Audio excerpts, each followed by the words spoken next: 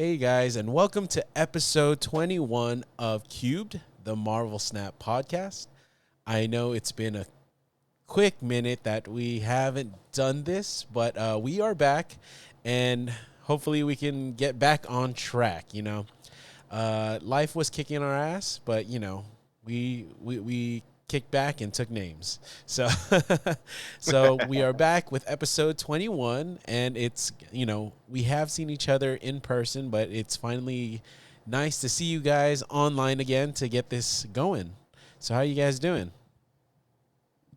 Just another beautiful evening. Yeah, doing good, man. Happy to be back. Life has been busy, but we're here, so I'm pumped. Yeah, so we actually have missed quite a bit. So we're actually going to go over what we left off, and basically it's just this whole season. So we're basically going to recap this season in this episode. So let's get started. The first card that we're going to talk about is the season pass card in Gwenpool. That's correct, right? I'm not mistaken. Yep, Okay. Yeah, no, All right. it's Gwenpool, baby. So Gwenpool was a season pass card. It's a four cost 6 power, and it's an on reveal. So you pick a random card in your hand 3 times. It gives it +2 power each time. Now, when this card came out, it was pretty crazy. If I'm not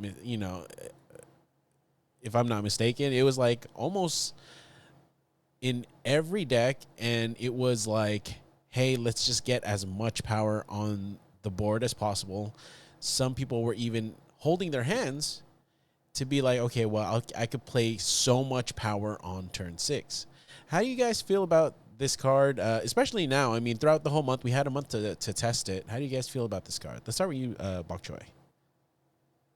Okay, so this card is an amazing mixture of a couple things. Being able to just beef up your hand, throw it out there when your opponent has no idea what it hit. I mean, that's the big thing when it comes to, your Red Hulk's building up. They can see that's coming up. It's going to come out to play, or it might not.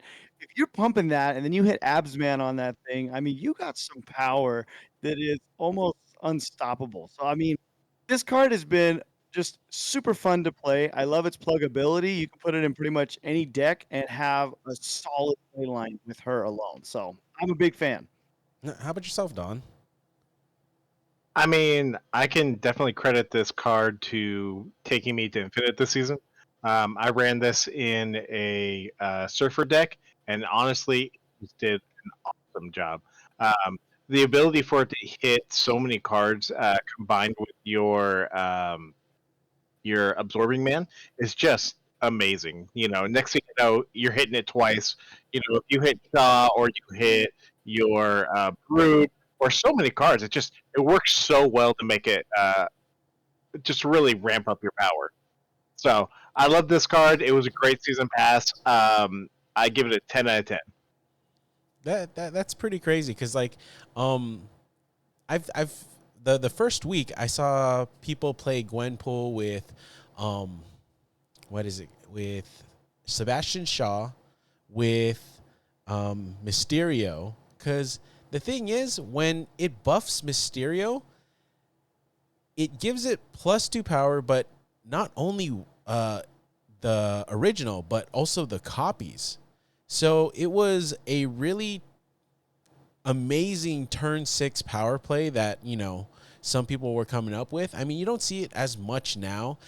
You see Gwenpool with Surfer more than not, but other than that, I haven't seen it in a like a good cards deck, right? Where they were running like I said, they were running Mockingbird with Mysterio and with Sasquatch. They were using Gwenpool to buff all those cards, and then on turn 5 and 6, you're just kind of like out of power.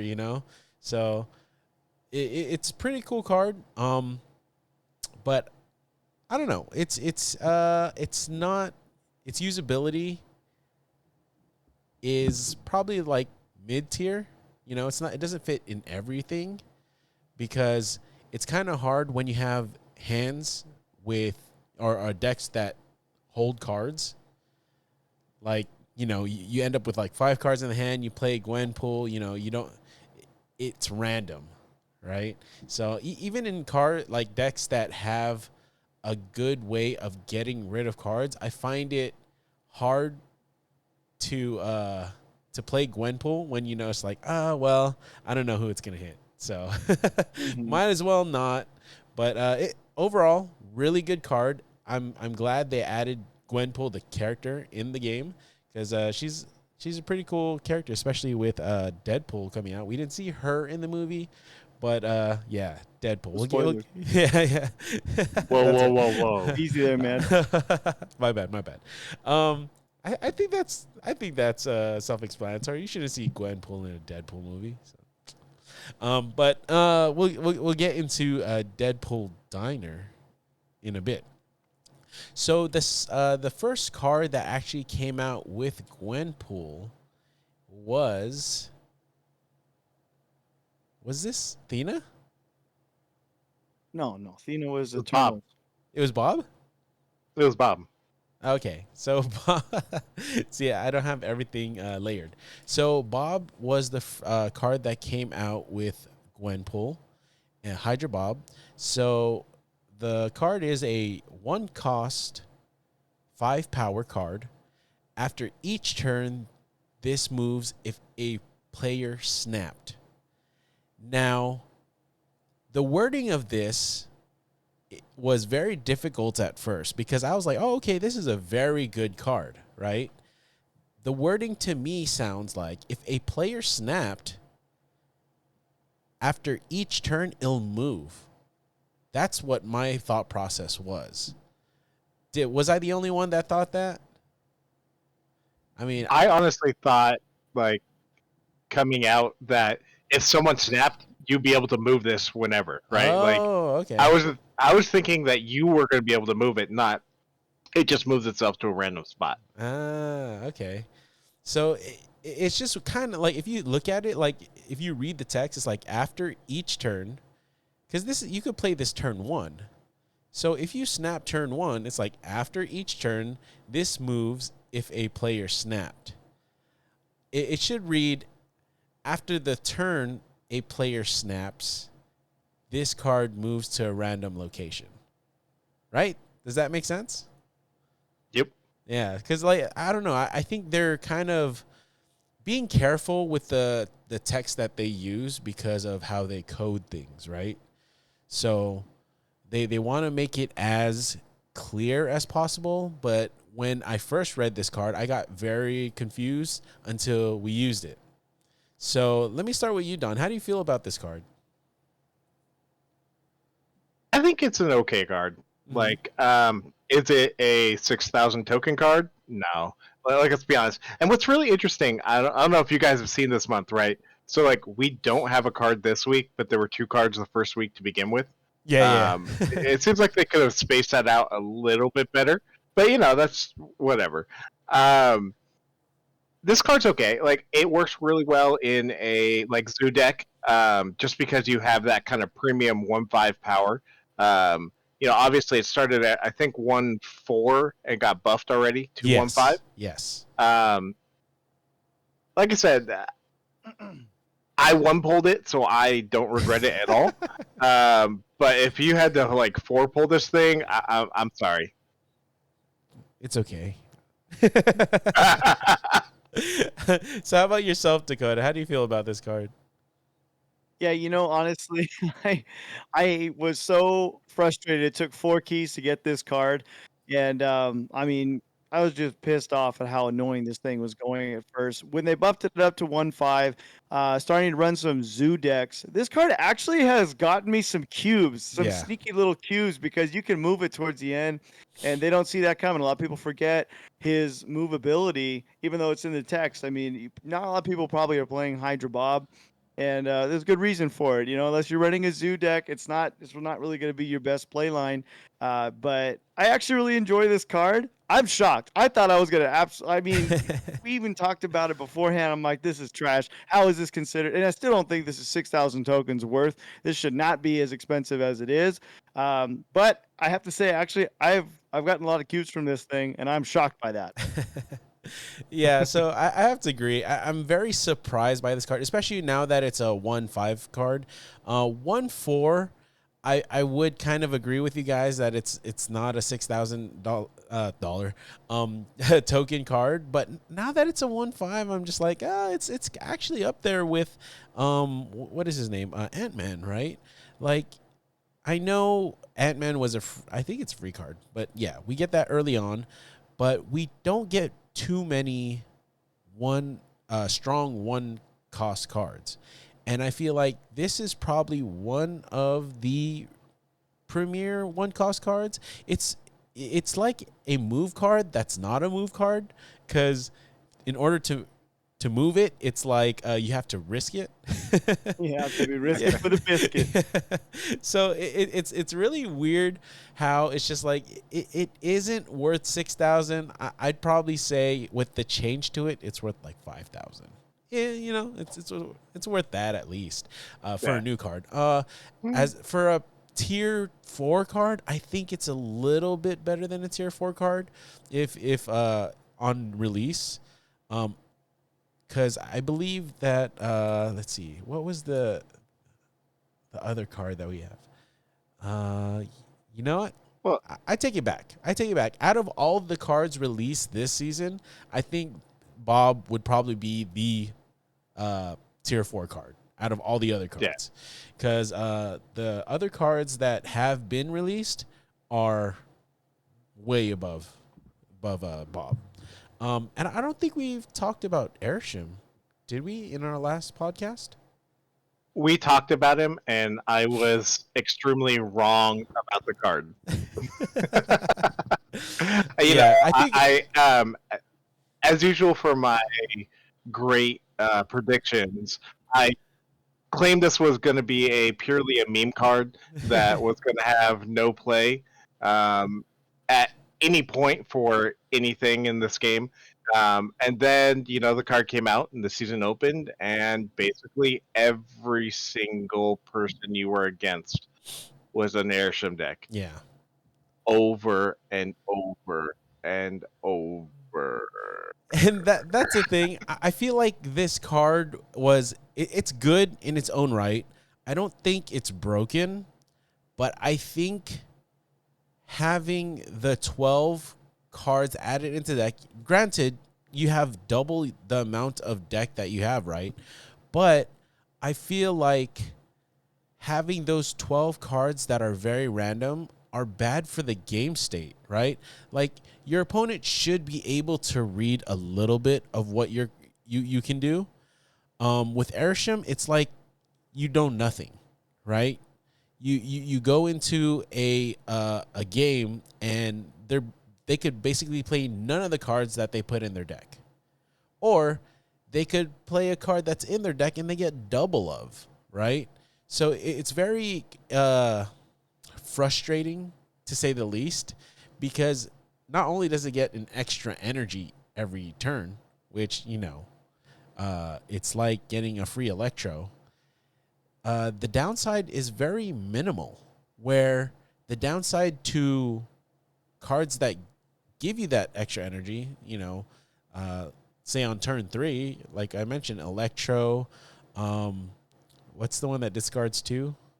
Corvus Glaive. Corvus Glaive, and then Wave, everything that gives you something to do on turn 3, like with extra, it has a downside. And with Airshim, I feel like while Blob is relevant, it doesn't really have a big of a downside to it. So when it was released, you saw so many people playing it. Now, I think it's a good card, like I said, but I think it's bad for the continuing state of the game. So, how about yourself, Dakota? What do you think about this card? Bro, I have eaten my dadgum words from when we ended the last one. I'm like, oh, this is a fun card. I don't really see this playing competitively. Man, I was so wrong. This card is the freaking bane of my existence. I cannot beat anybody that has it because I cannot, like you already said, predict what is going to happen. After turn 4, if you don't happen to have priority, you are screwed with this card. my luck on the meta anyways. I know y'all have different luck than I do, but Lord have mercy. This card has been absolutely just destroying me. I am in shambles. I've been ravaged. I'm sick of this card. But then I've been playing it recently and I kind of like it. So, you know what? This card is just it's this convolution of just frustration, fun, and I hate it at the same time. This is a love-hate relationship. It needs to be fixed in some way. I don't know how yet, but gosh, this is just completely ruining the meta for me. I'm telling you, I'm getting rocked. Yeah.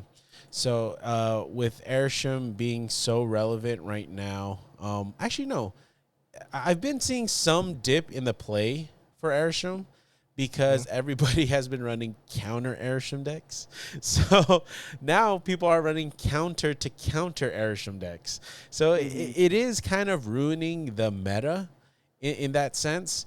And I feel like if there was a change, like don't kill the card. It's an amazing card that deserves to have this type of playstyle.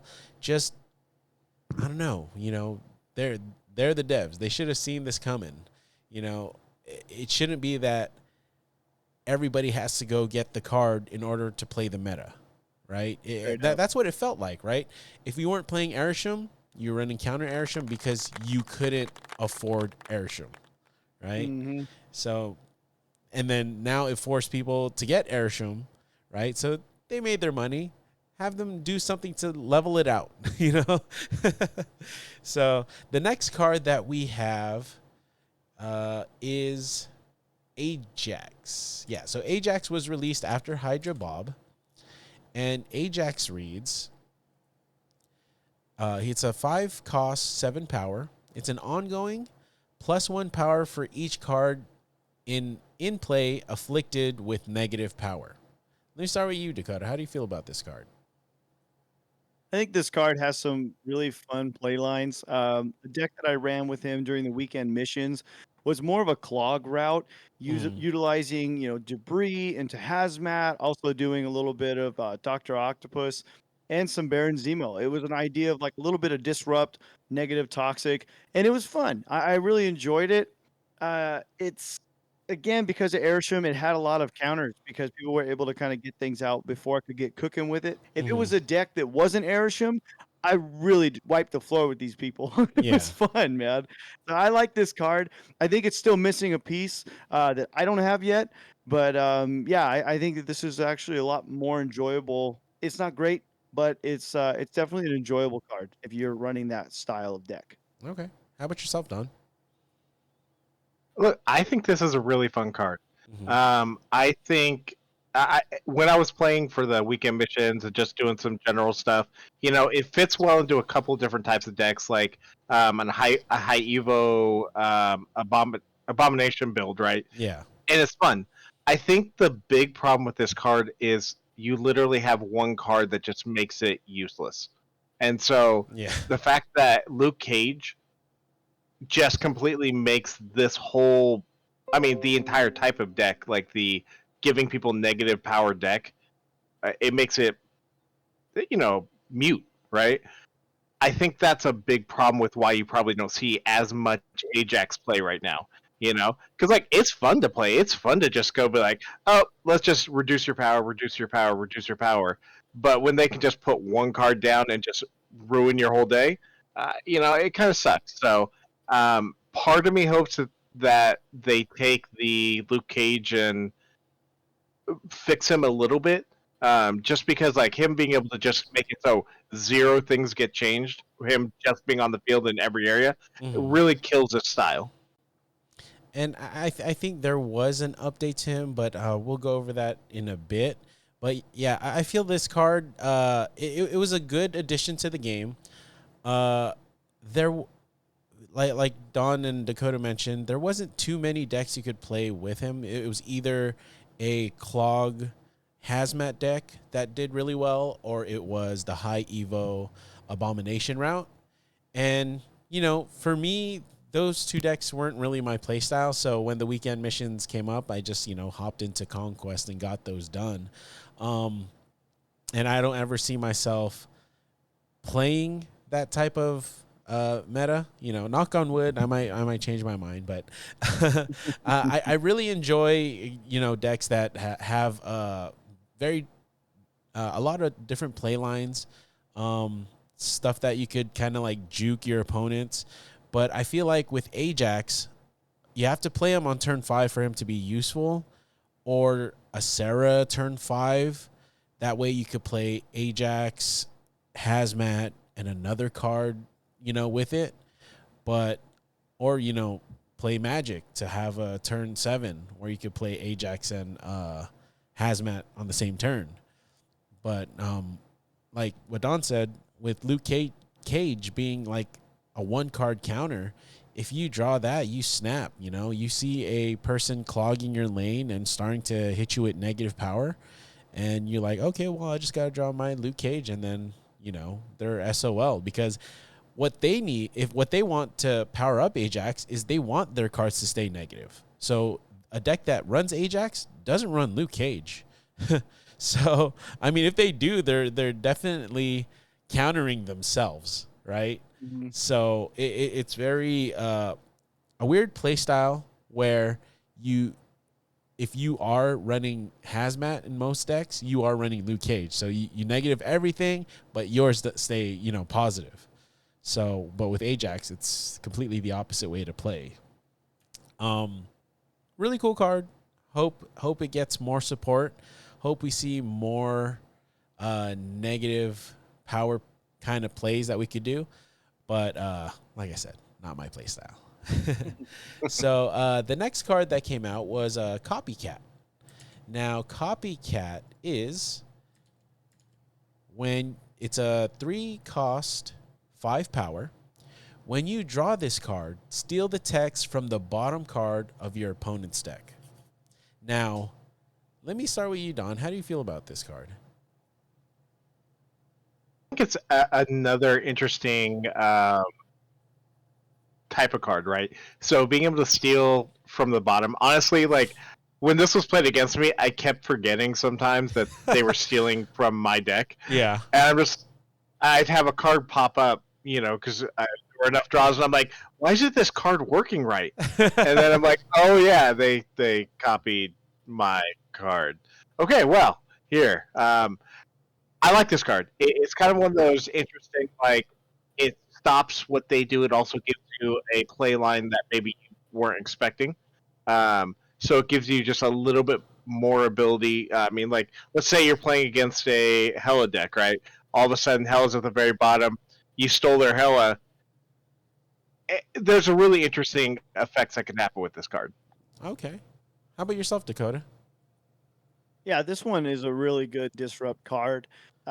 What it Sorry, can do I just want to with interrupt that Baron real Zemo quick. deck, the one where you can just steal Dakota. everything, the mill decks. Oh my gosh, this card is freaking cracked with that one. Yeah, it's fun. Okay, sorry. I just wanted to interrupt really quick. Your enchiladas. My enchiladas. I'll be right back. Okay, cool. So I'll go ahead and speak about this while Dakota checks on his enchiladas. So this card is very interesting. It is another Surfer support card that you could add into a Surfer deck, which I'm not getting tired of them, but it just feels like, you know, it's really cool that Surfer has so much support, right? This is just another card. Yeah, I mean, but this card, it's more, right? You could add it into another deck, and it's really cool because, like you mentioned, Don, it shows you information about your opponent's deck, which they don't know. I mean, they know you took something, I think. You're able to see them take something, right? If I'm not mistaken. Like, you see them draw Copycat. I'm pretty sure you see them at the very beginning, if you're paying attention, which I don't always. Okay. Yeah, me neither. I think we good? I'm good, baby. Okay, I'll put a okay. picture up on our story. They came out delicious. Oh my gosh. Thank So, you for reminding me, yeah, sir. of course. Now I was saying that I don't know if you're able to see the animation when they draw Copycat, or because Copycat's ability goes off when the person that has it draws it, right? So I Mhm. don't know if that effect is shown to the opponent, but It's not. it's not. Okay, it's only It's when not. it's played, right? Yeah. It. Okay. Yeah. So what's cool about Copycat is because it's not shown to the opponent, you know something that they don't know, right? Which is Mhm. what's at the bottom of their deck. So there have been times where it's like, okay, you're playing against a surfer deck, or Don, you mentioned like Hella, you take it and you're just like, they're not going to draw their surfer, right? Or their Hella. And then they don't know that. And they're like, oh, let me snap this guy. Cause if I just draw surfer, I'm going to win. So little do they know, even if they do draw surfer or Hella, it's not going to work. So it's a really cool card to get information on your opponent and to know basically what they're running and are you able to stay in, right? If it's one of their key cards, then you're just like, okay, cool, I have a chance. Now, if it's a supporting card where it's just like, okay, they could probably play without this, then you're just like, well, or if it's like a generic card, then you're just like, I don't know what they're running. Or if you're playing Airsham, you just run. So, it's a really cool card for that, and I'm glad they're still thinking of some ways to basically make each character kind of unique, right? When they're not just like, oh, okay, well, this card or this character has kind of like the same powers of Mystique, so we'll have it do what Mystique does, So kind of like the Guardians cards, but so let's go back to you, Dakota. How do you feel? What are your thoughts on this card? Yeah, so like I was saying, this thing is it's really fun when you're doing disrupt. Like you said, having that leg up, knowing what is at the bottom of their deck and that, oh, your play line actually is in my hand. You're never going to be able to pull that one off. I got you. You have that ability to just snap off the rip and get some cubes early because Mm. when it comes to turn 5 and they're starting to say, okay, it's not here. Okay, turn 6, I got bounce. You're going to get that 2 easily. Mm-hmm. And if they feel confident beforehand because they got everything else, they're gonna get 4. So I think that this card, just on the knowledge alone of what you can do, is pretty insane. But when you get it played on you, man, because you happen to be running a deck that has, say, Eliath in it, and now they got a 3-cost Eliath coming at you, and you were not prepared for, man, that feels bad, bro. This card against me, I do not like it. When I have it in my hand, I'm like, haha, bitch, I got you. So it's like, man, it's a fun card. But again, it kind of goes to in the same realm of Airsham for me, where it's like, man, I have to account for how many things could go wrong. Like, Yeah. does this card happen to be in this deck? I don't know. Now I'm thinking, okay, what if there's a 3-cost, a Doctor Octopus right now? Like, what if it's a 3-cost? Like, there's so many things you have to account for that it really puts you on your toes, and it can be a lot more frustrating than anything else. I can see them trying to do something about nerfing this card in some way. I don't really know how, to be honest, but I could totally see them trying to do something here because just that play line, maybe they put it up one more cost. I could see them making it a 4 just because, okay, now there's another one in the surfer build. There's another Mm-hmm. one. I could see that happening. That's just on my side of the world because this card has ruined me many times. I don't know if it's just me because I have that roll the dice this season where everything is just fucking me over. So I don't know, but I'm just gonna make that very simple. And Lord have mercy. I mean, I feel like maybe not upping the cost, maybe lowering the power. They could probably do. Good idea, yeah. 3-5 is pretty generic, so if they lower it, then it's gonna be uh, below the threshold of normal kind of 3 costs.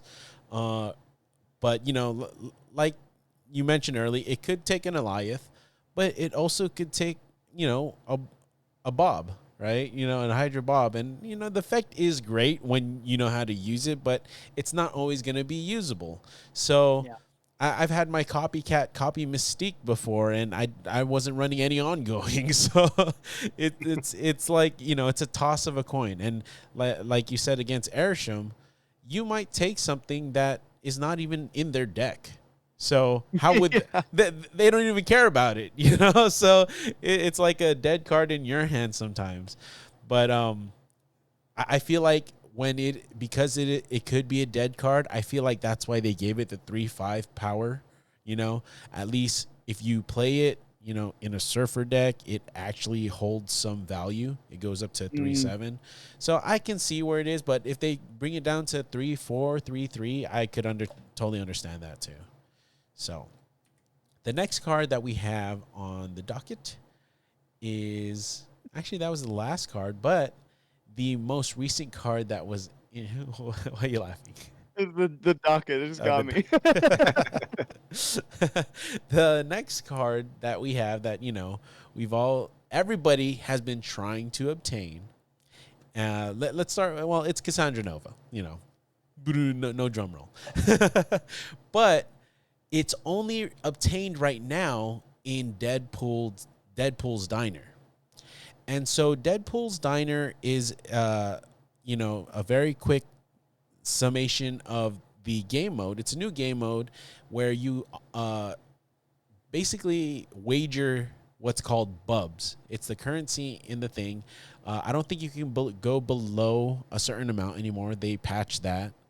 But you have to accrue 15 million bubs to get Cassandra Nova, and, you know, 500 million bubs in order to get the variant. And, you know, in between these points, these checkpoints, there are other checkpoints that level you up in what's called the Bub Mart, which you could buy bubs for money, and the amount of bubs you get for your money, and the refill, how much you the cap that you refill. So at the very start, you cap like very small amount of bubs, like, I don't know, I'm just gonna take a number and swing in the dark, like 1,000 bubs. And then after you reach a certain level of bubs, your cap will be set to like 60,000 bubs, right? And then the top one, your cap is 30 million bubs. So every time you reach these checkpoints, these Bub Mart checkpoints, not only is your cap increasing, but the number of bubs that you replenish increases. It replenishes every hour. So you're not going to get the full amount of bubs, but like at 30 million, I think the top one at the 30 million mark, you could only hold like 30 million, and every hour you accrue like 6 million bubs or something like that. So it's something like that. And each step of the way, you know, that's how you're supposed to like level up, right? Your shop. And it's a cool, you know, I was very frustrated the first day, and I don't know why I always do this, because I know the event is 2 weeks long, right? I'm like, oh, 2 weeks. But of course, you see these content creators and they're like, oh, I got it on the first day. But I also have to remember, they spent money to get it on the first day. Like, they're great players, don't get me wrong, but they have gambled all their bubs away before, and they didn't wait the hour. I know that because, you know, they're content creators. They're like, no, I need to be the person that gets this first so that I could show everybody that, and this is my type of content, right? So, I some of them spent probably $100 just to get Cassandra Nova, you know, on the first day, which is insane. I personally, you know, let me actually, you know, I don't want to keep talking about my experience. I want to talk to you guys too. So, how have been your experience in Deadpool Diner? Let's start with you, Dakota. I know Dakota's still on the ladder right now, so we're like, you know, he's in the he's in the middle of ladder, bubs, and conquest right now. So he has like 3 game modes he's going like hard at. But how's your experience been in Deadpool's Diner? Okay, so the diner is wicked fun. Like, even though it's so stressful because you're like, oh my gosh, my bubs. Like, dude, just being able to hop in there and that you got that intensity of like, okay, oh snap, the next one, bam, bam, bam, watching these things increase, and you're over here going, okay, if I throw this here, like 75 divided by 20, you're going in calculation mode. You're definitely taking the game experience to the next level. The ability to just get things for free as you just play the game with high Mhm. stakes. Bro, this game is wild. I don't gamble in real life. I don't spend money on stuff outside of this game, and I see how addicting this is. I'm like, man, I'm over here like blackjack sounds kind of fun. It's like this game is just really heightened all the things that I've enjoyed about Snap as in this season, and because I'm at that extreme of how much I'm happy, I'm also the extreme of how much I'm mad, because when I lose, I get so freaking pissed this season. It's just kicking my ass. But, because like you said, yeah, I'm still on the ladder. I'm climbing, gentlemen. I'm fighting for my life out here. Um, but Deadpool's Diner is dope, man. Like this is a really fun game experience. And for me to just come in this last weekend, I had work. I really wasn't able to play much on the diner because I was so focused on everything else. Just in general life, my game time has been very minimal compared to what I would like it to be. Uh, Man, being able to hop on really today, I did my bulk of the climb, and I'm finally in the millions. Like I'm going for it, and it's like this is fun. This is actually Yeah. enjoyable. The idea of like when you lose your bubs, how they can reaccrue within an hour, like you mentioned, that's a really awesome game design. I like that. I very much like that. At first, I was saying, hey, it should have never dropped this low. Why would I have to wait? Um, but after just a couple games of really diving into it, focusing on your play lines, bro, you can actually kind of climb quickly. So I'm hoping to get Cassandra soon here. But man, I'm really enjoying this card. Not card. I'm really enjoying this game style. Deadpool's Yeah. Diner is So freaking dope. I just want to add to that where you were saying that yeah, I forgot what you said. Oh, yeah. Sorry, Sorry, I'm no, heated no. on this You, one, man. Deadpool's you were saying something very good, and I wanted to add to that, but it kind of escaped me because I was thinking, you're praising basically the timer, right? So it kind of reminds me of a lot of these mobile games where they give you a certain amount of play tokens, right? You could play this level for like 8 tokens, but you only accrue like 100 tokens for like the day, right? After you use them, you have to replenish them. It reminds me of that, but the bonus is you can't fall under a certain amount, so you could consistently play this mode, which is, I mean, this game already you could consistently play like the ladder or conquest, but this mode where they're offering like free stuff on this rewards ladder, you can consistently earn bubs for you to just free stuff.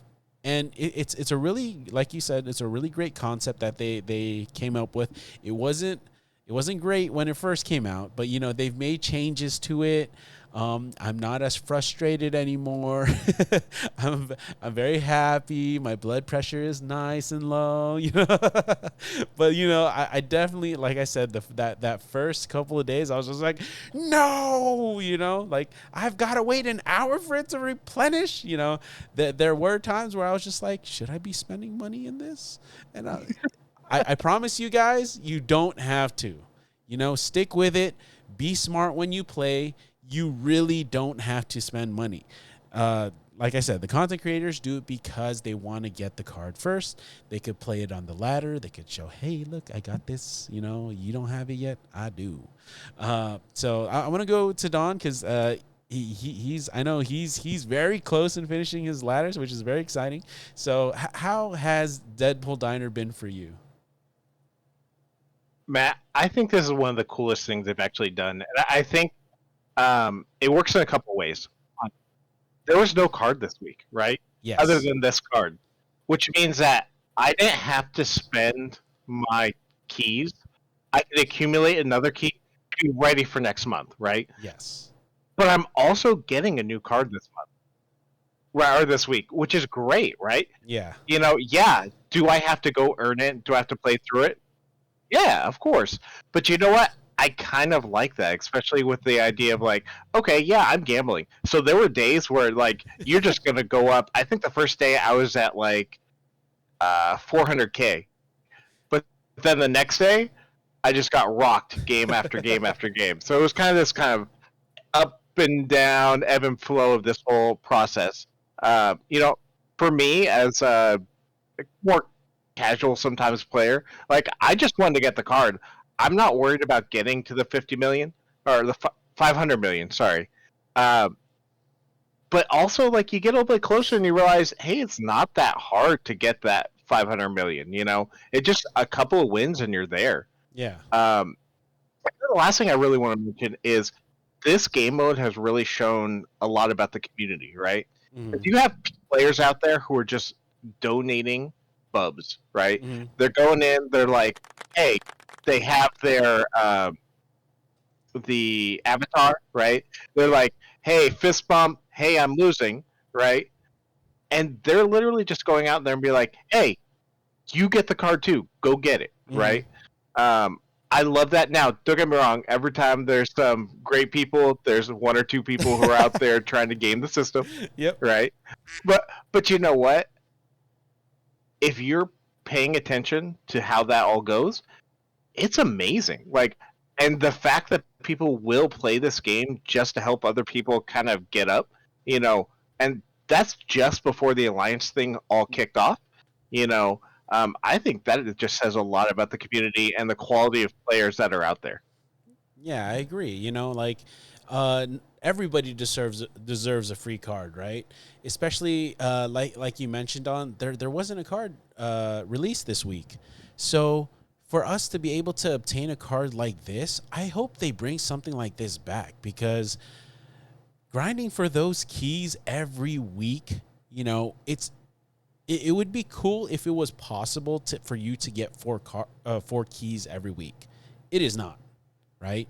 Without spending money and getting extremely lucky, there is no way to stay collection complete long, you know?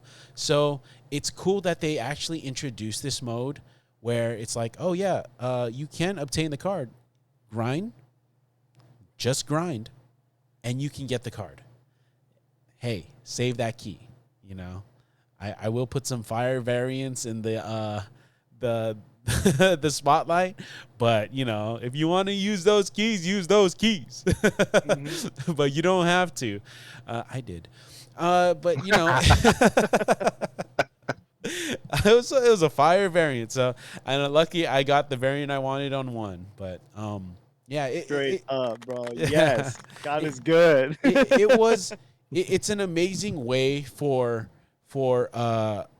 second dinner to have their cake and eat it too, right? It's just like, you know, you have fire variants that people will spend keys on, so that means that's more money in your pocket, but you're also rewarding them by giving them, you know, free card, free variants, and all that stuff.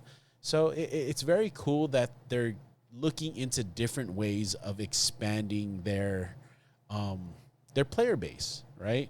Because some people might see this like, oh yeah, second dinner only cares about themselves. Like, hey, I can speak for Deadpool's Diner that it did give us a free card, and not a bad card, a really good card. We'll get into it in a bit. Some might call it the Airsham Killer. So, so we'll get to that in a bit. But any last remarks on Deadpool's Diner? For sure, I just want to double down that I really hope that Deadpool's Diner doesn't go away.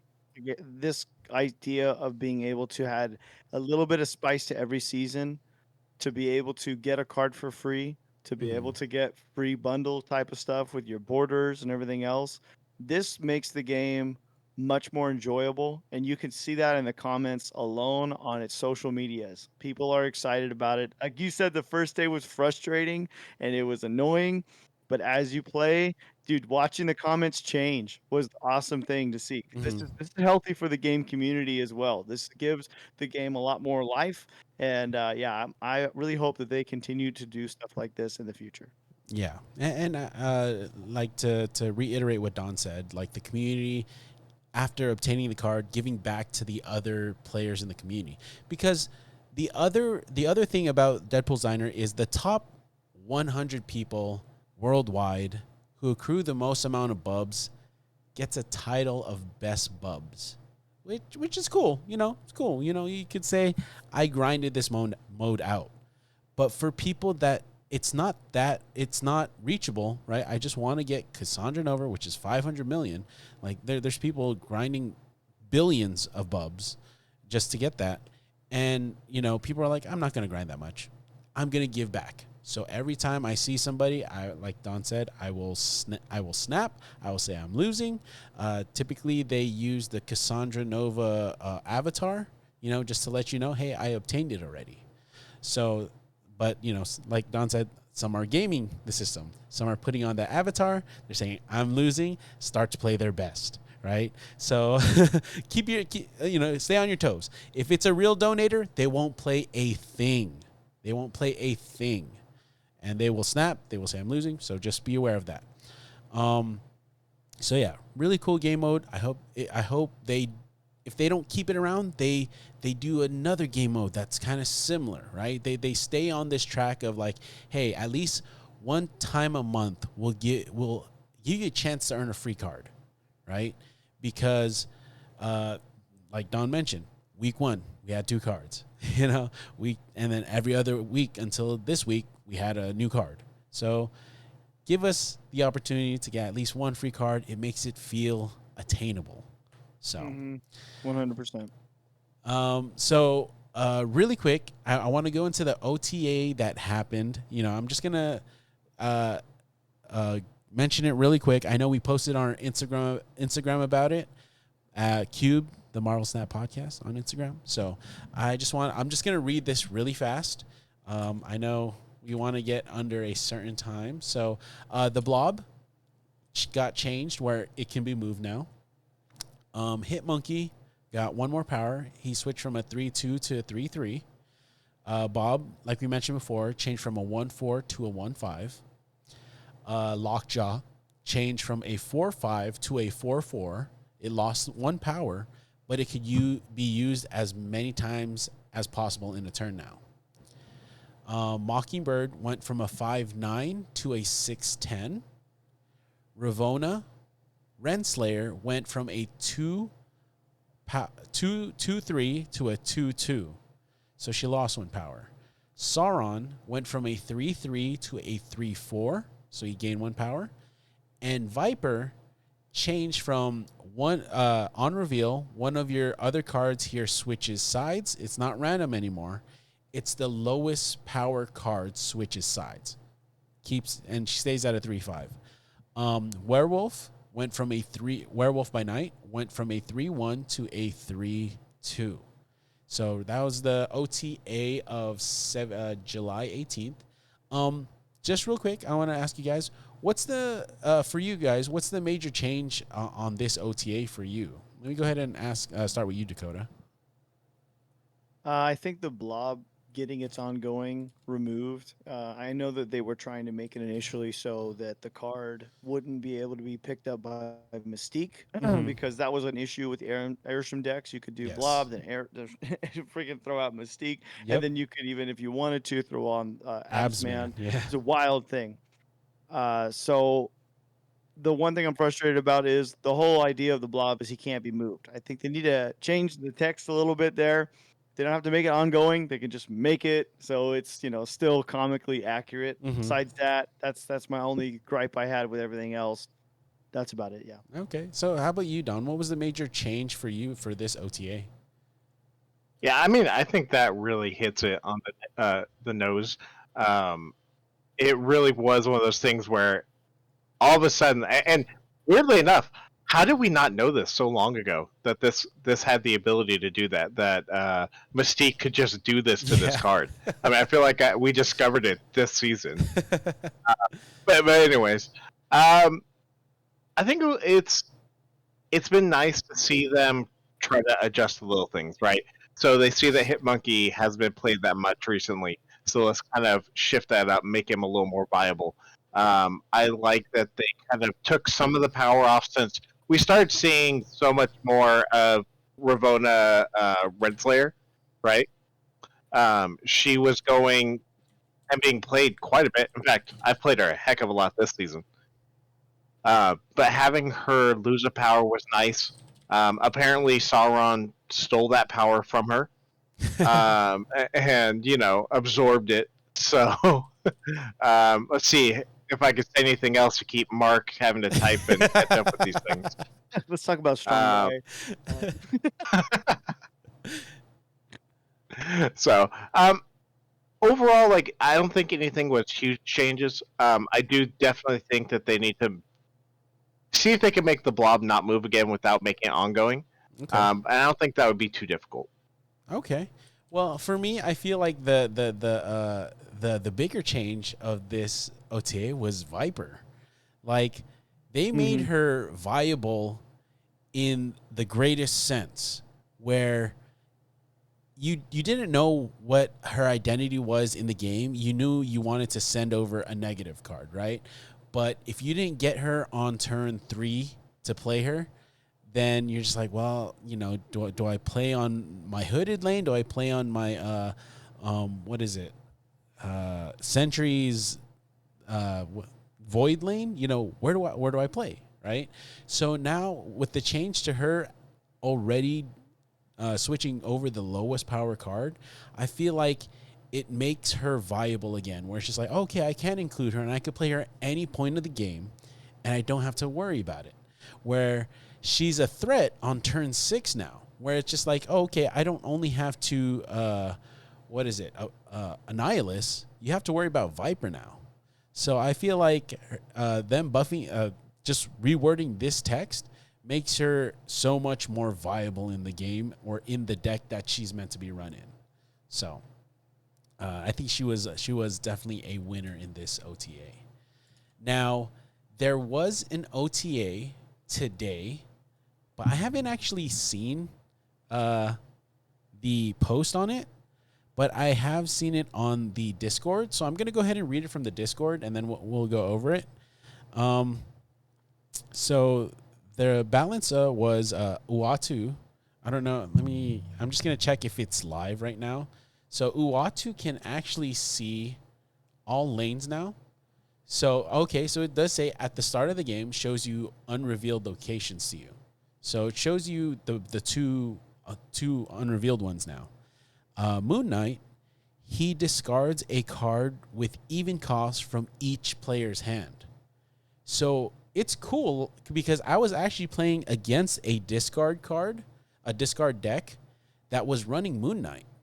And when he played Moon Knight, it targeted his Apocalypse. It targeted his Swarms, because they're both a 6 cost and a 2 cost respectively.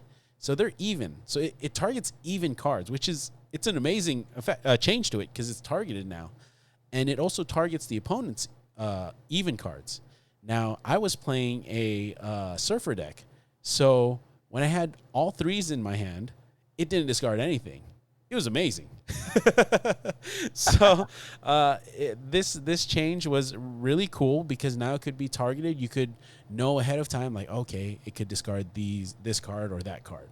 So I think discard having that targeted effect makes it even better.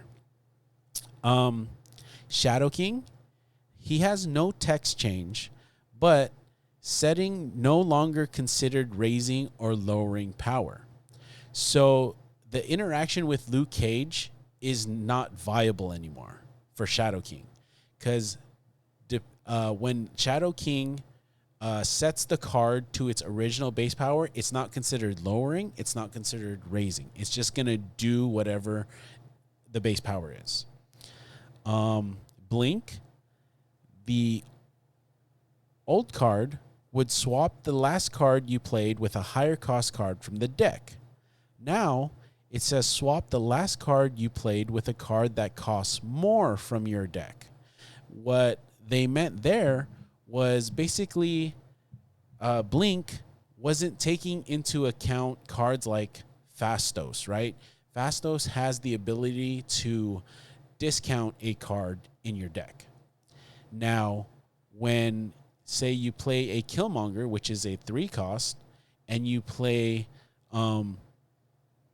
Blink, and it has to switch to a card that's either 4 or higher, and say a card in your deck, let's say, what's a 4 cost card? Typhoid Mary, was discounted by Fastos to make a 3 cost card. It can no longer swap because in the deck it's a 3 cost, not 4. So it has to swap with something that is higher. So that's another change they wanted for Blink. Let's see. I think that's it. So everything else was just text changes. I think the biggest one for me here is the Shadow King change. But how about you guys? Let's start with you, Don. Yeah, I think it's interesting watching and seeing that Blink situation, right? Um, I I actually haven't played this card in a little while, but it sounds like it was being utilized to I don't know. Yeah, Yeah, I don't know if it was like broken in that sense, but I just feel like because you discounted the card already, they felt like, hey, it shouldn't get replaced, right? yeah, yeah. Um, these being so new, I think it's just going to be seeing how they all play out. I think being able to see with Owatu all the things make. I mean, I'm still not going to play that card, but at least you can see everything. Yeah. Yeah, I think this will be interesting. How about yourself, Dakota? Who do you think is a big winner in this OTA? For sure, Moon Knight. I think that the discard decks have kind of been hit or miss, for a while. They kind of been taking a little back seat there. They Yeah. really haven't been out there in the limelight, and having a little bit more control on what you're gonna be discarding, that is awesome. That's really awesome. I think that that kinda makes it a lot more of a viable deck that can just be competitive. So, I like that one the most. I love Blink. That's one of my was last season, that was, probably my MVP. I got to play with her a few times just because Airsham showed up, and, again, she runs smooth, and, I think it's good that they kept her in check, so she's not gonna be OP. So, yeah, I like it. Okay. So the last card I want to talk about is the one we were talking about earlier, which is Cassandra Nova. So she is a three cost 1 power card, and it's an on reveal card. Steal 1 power from each card in your opponent's deck. Now, this is probably the Airsham killer if I've ever seen one, because Airsham runs, of course, 24 cards in its deck, draws 3 cards, draws another 3 cards until turn 3. So it draws 6 cards out of 24.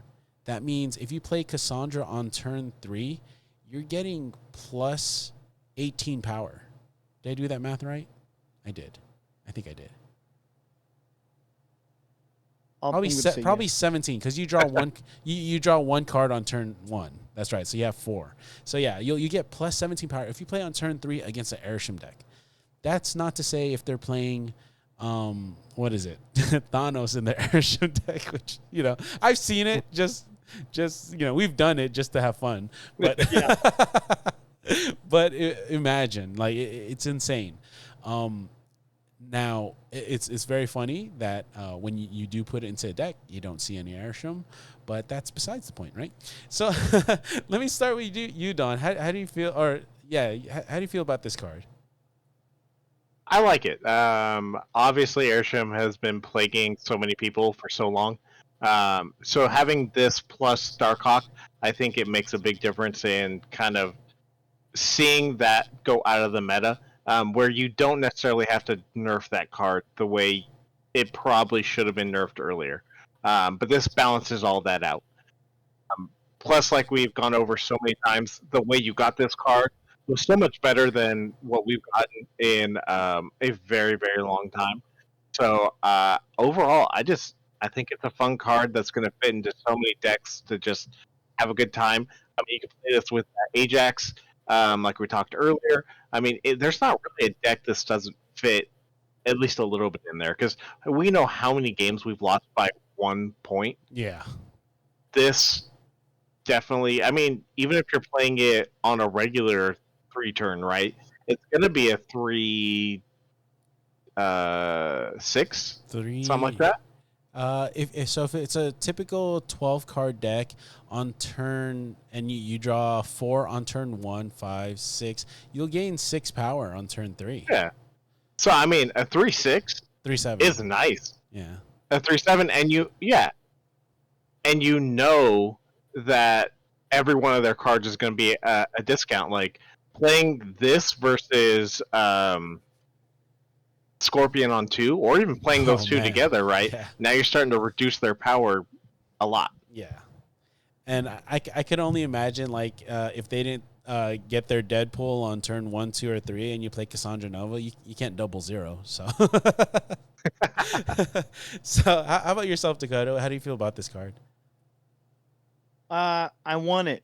I don't have it yet. This is one that I mean, I've had it get played on me, and unless it's the Airsham deck, it's not crazy overpowered, but it also has some benefits. If I'm running stuff that's a lot of 10 costs or 10 power, and now I get hit with this, I'm like, okay, cool. So Shang-Chi's not going to be doing anything to these nines. That's kind of cool, actually.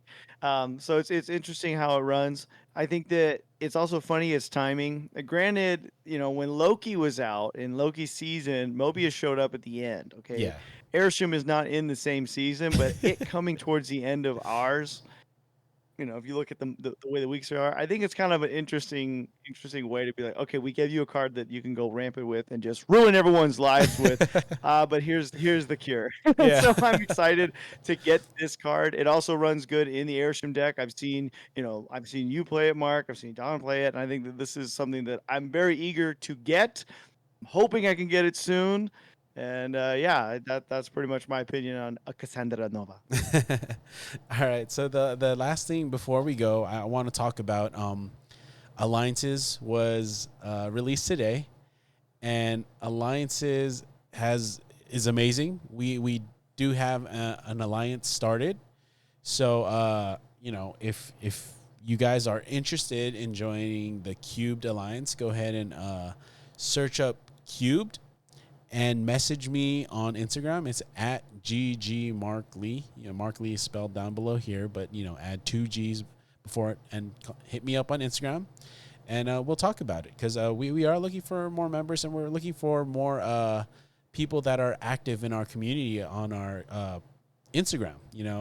Especially in our Instagram, we do post a lot of Marvel Snap related memes, Marvel memes. Deadpool just came out, so we're probably gonna make memes on that, so just if you're following, if you're into memes, if you want to converse with us, we will be in the Cubed Alliance. So before we end it, what do you guys got to say about the new Alliance function? Let's start with you, Dakota. Oh man. Okay. Like straight up off the rip, something that I think is really cool about this is the bounties. It is just really making it exciting to play decks that it's like, okay, maybe I don't really play discard anymore. Having Moon Knight now getting fixed and you're able to target things, I'm like, I want to play some Moon Knight. Let's get in this nonsense. Having these bounties is really bringing more life into the game, and I think all it's doing is we're creating more of a community. We have a chat within this. We have a bounty system.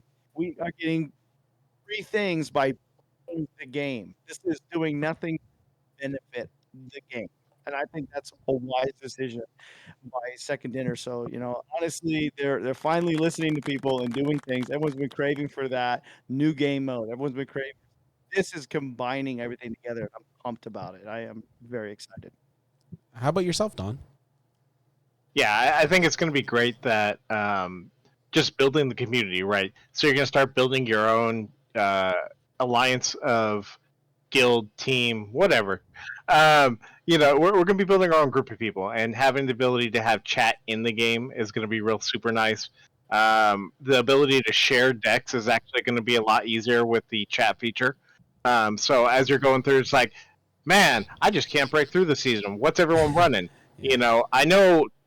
I know my game has gotten so much better. Just the three of us sharing. Okay. Oh, what are you playing this week, Mark? Amen,